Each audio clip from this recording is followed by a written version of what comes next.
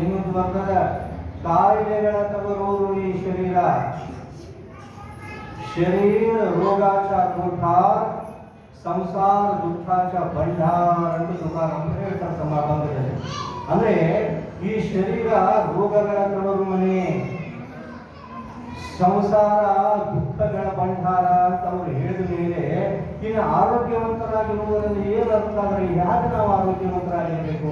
ನಾವು ಎಷ್ಟೇ ಟಾನಿಕ್ ಕೊಡೋದು, ಎಷ್ಟೇ ಯೋಗ ಮಾಡಿದ್ರು, ಎಷ್ಟೇ ಏನೆಲ್ಲ ಈ ಆರೋಗ್ಯವನ್ನು ಕಾಪಾಡಿಕೊಳ್ಳೋದಕ್ಕೆ ಕಾಯಕಲ್ಪ ಔಷಧಿಯನ್ನು ಕುಡಿದುಕೊಂಡು ನಾವು ಈ ಶರೀರವನ್ನು ಗಟ್ಟಿಮುಟ್ಟಾಗಿ ಇಟ್ಟುಕೊಂಡು ಆರೋಗ್ಯವಂತರಾಗಿರೋದಕ್ಕೆ ಪ್ರಯತ್ನಿಸಿದ್ರು ಸಹ ಕ್ಷಣಕ್ಕೆ ಕಾಯಿಲೆಗಳು ನಮ್ಮನ್ನು ಸುತ್ತಲಿಲ್ಲವಲ್ಲ. ಹಾಗಾದ್ರೆ ಆಧ್ಯಾತ್ಮಿಕತೆ ಅಂದ್ರೆ ಆರೋಗ್ಯವಂತರಾಗಿರುವುದು ಅಂತ ಹೇಳ್ತಾ ಇದ್ರಲ್ಲ, ಹೇಗೆ ಸಾಧ್ಯ?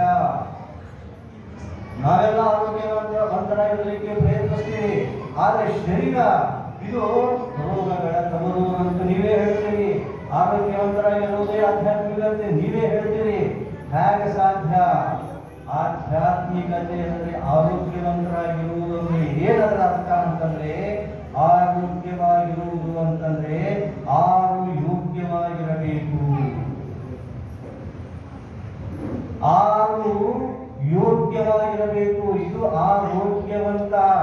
ಯಾವರು ಆರು? ಅರಿಷಡ್ ವರ್ಗಗಳು ಅಂತ ಶಾಸ್ತ್ರದಲ್ಲಿ ಕರೀತಾರೆ. ಕಾಮ, ಕ್ರೋಧ, ಲೋಭ, ಮೋಹ, ಮತ, ಮತ್ಸರ. ಈ ಆರು ಗುಣಗಳು ನಮ್ಮ ಪ್ರತಿಯೊಬ್ಬರಲ್ಲಿ ಈಗ ವ್ಯಾಪಿಸಿಕೊಂಡು ಬಿಟ್ಟವ. ಈ ಆರು ಗುಣಗಳನ್ನು ಯೋಗ್ಯವಾಗಿಟ್ಟುಕೊಳ್ಳುವುದು. ಕಾಮ ಬೇಡ ಅಂತಲ್ಲ, ಕ್ರೋಧ ಬೇಡ ಅಂತಲ್ಲ, ಲೋಭ ಬೇಡ ಅಂತಲ್ಲ, ಮೋಹ ಬೇಡ ಅಂತಲ್ಲ, ಮದ ಬೇಡ ಅಂತಲ್ಲ, ಮತ್ಸರ ಬೇಡ ಅಂತಲ್ಲ. ಬೇಡ ಅಂದ್ರೆ ಜೀವನ ನಡೆಯಲಿಕ್ಕೆ ಸಾಧ್ಯವೇ ಇಲ್ಲ. ಬೇಕು, ಆದ್ರೆ ಹೇಗೆ ಬೇಕು ಅಂತಂದ್ರೆ ಹಿತಮಿತವಾಗಿರಬೇಕು, ಅವು ಯೋಗ್ಯವಾಗಿರಬೇಕು. ಈ ಆರು ಯೋಗ್ಯವಾಗಿ ಇಟ್ಟುಕೊಳ್ಳುವುದೇನದಲ್ಲ ಅದು ಆಧ್ಯಾತ್ಮಿಕತೆ. ಇದು ಸರಳ ಅರ್ಥ. ಹಾಗಾದ್ರೆ ಕಾಮ ಅಂದ್ರೆ ಏನು? ಸುಮ್ಮನೆ ಒಂದು ಸಣ್ಣ ವಿಚಾರ ನಾವು ಮಾಡೋದಾದ್ರೆ, ಯಾಕೆ ಇದು ಎಲ್ಲ ವರ್ಗಗಳ ತಾಯಿ ಬೇರು. ಎಲ್ಲಿ ಕಾಮ ಇರ್ತದೋ ಅಲ್ಲಿ ಕ್ರೋಧ, ಎಲ್ಲಿ ಕ್ರೋಧ ಇರ್ತದೋ ಅಲ್ಲಿ ಲೋಭ, ಎಲ್ಲಿ ಲೋಭ ಇರ್ತದೋ ಅಲ್ಲಿ ಮದ, ಅಲ್ಲಿ ಮತ್ಸರ. ಹೀಗೆ ಈ ಆರು ಗುಣಗಳು ಒಂದಕ್ಕೊಂದು ಕೊಂಡಿ ಹಾಕಿಕೊಳ್ಳುವುದು ಯಾವುದರಿಂದ ಅಂತಂದ್ರೆ ಮೂಲವಾಗಿ ಕಾಮದಿಂದ. ಹಾಗಾದ್ರೆ ಕಾಮ ಅಂದ್ರೆ ಏನು? ಏನೂ ಅಲ್ಲ. ಕಾಮ ಅಂತಂದ್ರೆ ಬಯಕೆ, ಆಸೆ. ನಾವೇನು ವಿಪರೀತವಾಗಿ ಆಸೆ ಪಡ್ತೀವಿ ಬದುಕಿನೊಳಗ. ಈ ಆಸೆಗೆ ಶಾಸ್ತ್ರದಲ್ಲಿ, ವಿಚಾರದಲ್ಲಿ ಗುರುಗಳು, ಜ್ಞಾನಿಗಳು ಏನಂತ ಕರೆದಾರ ಅಂತಂದ್ರೆ ಕಾಮ. ಈ ಕಾಮ, ಈ ಆಸೆ ನಮ್ಮ ಇಡೀ ಬದುಕಿನ ದುಃಖಕ್ಕ ತಾಯಿ ಬೇರಾಗಿ ಕೊಡ್ತದೆ. ಹಾಗಾಗಿ ಈ ಆಸೆ ಎನ್ನುವುದು ಮೊದಲು ನಾವು ಹತೋಟಿಯಲ್ಲಿ ತಗೋಬೇಕಾಗ್ತದೆ. ಎಷ್ಟು ಬೇಕೋ ಅಷ್ಟೇ ಹಿತಮಿತವಾಗಿ ನಾವು ಬದುಕಿನಲ್ಲಿ ಆಸೆಯನ್ನ ಇಟ್ಟುಕೊಳ್ಳಬೇಕಾಗ್ತದೆ. ಆಸೆಯೇ ದುಃಖಕ್ಕೆ ಮೂಲ ಅಂತ ಬುದ್ಧ ಹೇಳಿದ. ಆದ್ರೆ ಆಸೆ ದುಃಖಕ್ಕೆ ಮೂಲ ಅಲ್ಲ, ದುರಾಸೆ, ಅತಿ ಆಸೆ ದುಃಖಕ್ಕೆ ಮೂಲ ಆಗ್ತದೆ. ಈಗ ಒಬ್ರು, ಈಗ ನನಗೆ ಏನೂ ಇಲ್ಲ, ನನ್ನ ಹತ್ರ ಏನೂ ಇಲ್ಲ, ಬಹಳ ಬಡವನೇ, ನನಗೆ ಒಂದು ದಿನ ಒಂದು ಊಟ ಮಾಡಲಿಕ್ಕೆ ಒಂದೆರಡು ಊಟ ಇಲ್ಲ. ಆಗ ನನ್ನ ಮನಸ್ಸು ಏನನ್ನು ಬಯಸ್ತದೆ? ಒಂದು ರೊಟ್ಟಿಯನ್ನು ಬಯಸ್ತದೆ, ಒಂದು ತುತ್ತು ಅನ್ನವನ್ನು ಬಯಸ್ತದೆ. ಇದು ಆಸೆ. ಅನ್ನ ಸಿಕ್ತು, ನನ್ನ ಹೊಟ್ಟೆ ತುಂಬ ಅನ್ನ ನನಗೆ ಸಿಕ್ತು, ಆದರೆ ಅಲ್ಲಿಗೆ ನಿಲ್ಲೋದಿಲ್ಲ. ಅನ್ನ, ಹೊಟ್ಟೆ ತುಂಬ ಅನ್ನ ಸಿಕ್ಕ ಬಳಿಕ ಏನಾಗ್ತದೆ ಅವಾಗ ಅಂತಂದ್ರೆ ನಾನು ಚೂರು ಬಟ್ಟೆಗಳನ್ನು ಉಡಬೇಕು ಅನ್ನೋ ಆಸೆ ಶುರುವಾಗ್ತದೆ.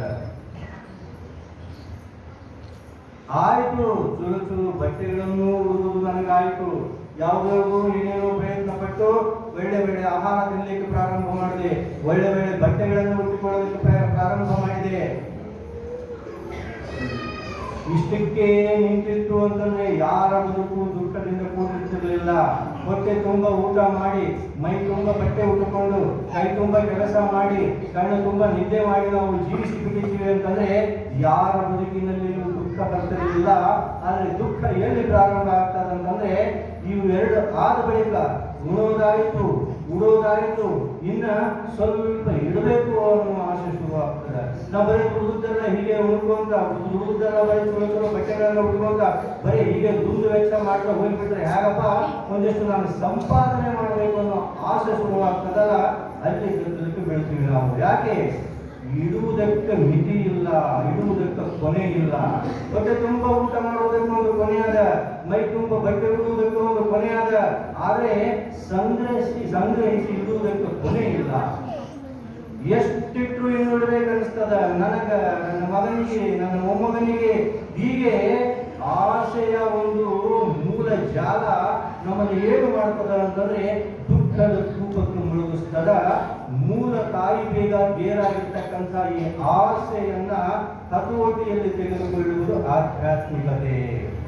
ಈ ಆಸೆ ಎಷ್ಟು ಭಯಂಕರವಾಗಿರ್ತದೆ, ಈ ಕಾಮ ಎಷ್ಟು ಭಯಂಕರವಾಗಿರ್ತದೆ ಅನ್ನೋ ಒಂದು ಸಣ್ಣ ದೃಷ್ಟಾಂತ ಹೇಳಿ ನಾನು ಮುಗಿಸ್ತೇನೆ.